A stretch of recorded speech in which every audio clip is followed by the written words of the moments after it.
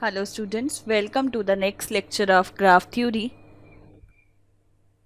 In the last lecture we have done with the Ford-Fulkerson algorithm. In this lecture we will start with Kruskal algorithm. See, first what is minimum spanning tree, then we will move on towards the Kruskal algorithm, and in the next video we will see about the Prim's algorithm. First, what is tree? Tree is an acyclic undirected connected graph. Spanning tree. Spanning tree means of a graph is a tree which contains all vertices from the graph. Minimum spanning tree is a spanning tree where some of the weights on the tree edges are minimum. C. Find a minimum cost set of edges that connect all vertices of a graph. That is the minimum spanning tree. So, what are the applications of this minimum spanning tree? Connect nodes with a minimum of wire. So, networking in circuit design, we can use that. Next application is clustering, taxonomy construction. We can collect the data from the nearby nodes. Next is approximating graphs. Now, both Kruskal and Prim's algorithm, it works with undirected graph. Both can work with weighted and unweighted graphs. But these are more interesting when edges are weighted, because we have to find out the minimum weight. Both are greedy algorithms that produces optimal solutions. See how the Kruskal algorithm will work. It works with the edges. Two steps are there. First, sort all the edges by increasing edge weight.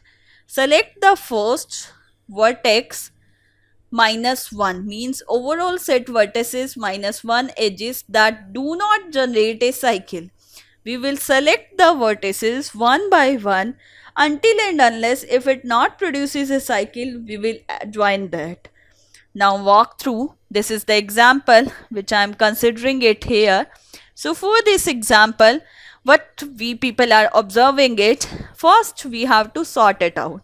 So for the sorting, we have to see the edge weight. Now see, minimum weight is going to start from the value 1, then 2, then 3, then 4 and so on.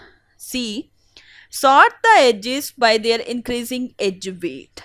So first is DE, D to E. What is the weight of this edge? 1.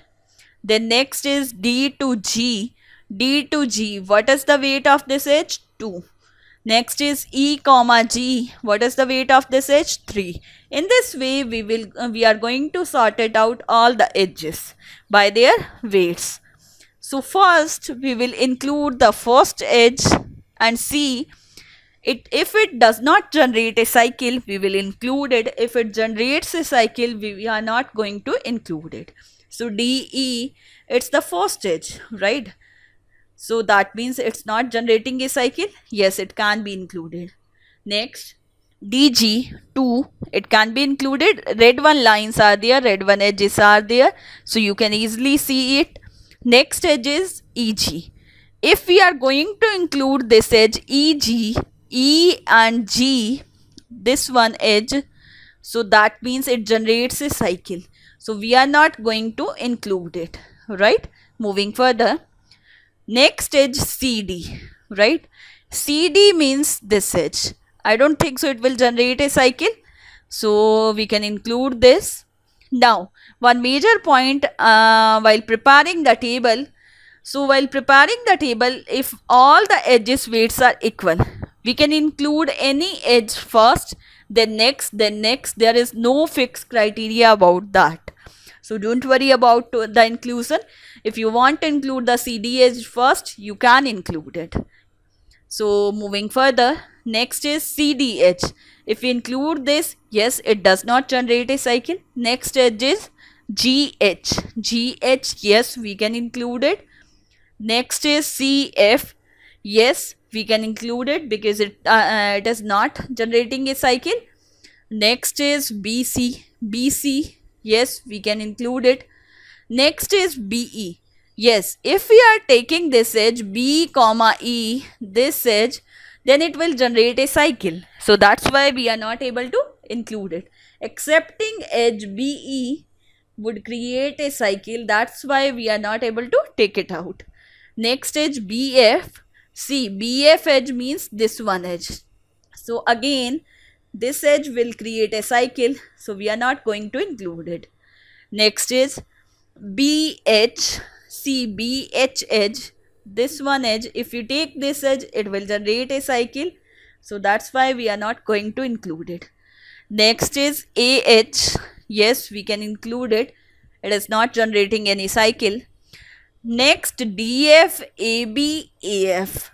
If we include any of the edge, then it will generate a cycle. So we are not going to consider this. And one more thing is there. Already we have traversed all of the vertices. And the total cost, how we are going to find out this total cost? Add this whichever edges we have included.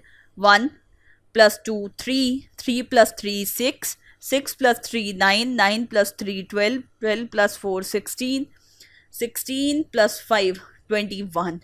So that is the total cost.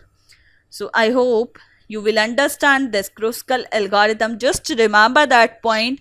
Include that as only which will not generating a cycle, and at the end you have to just move out till that point until and unless all the vertices have been traversed. So thank you very much. In the next lecture we will study Prim's algorithm.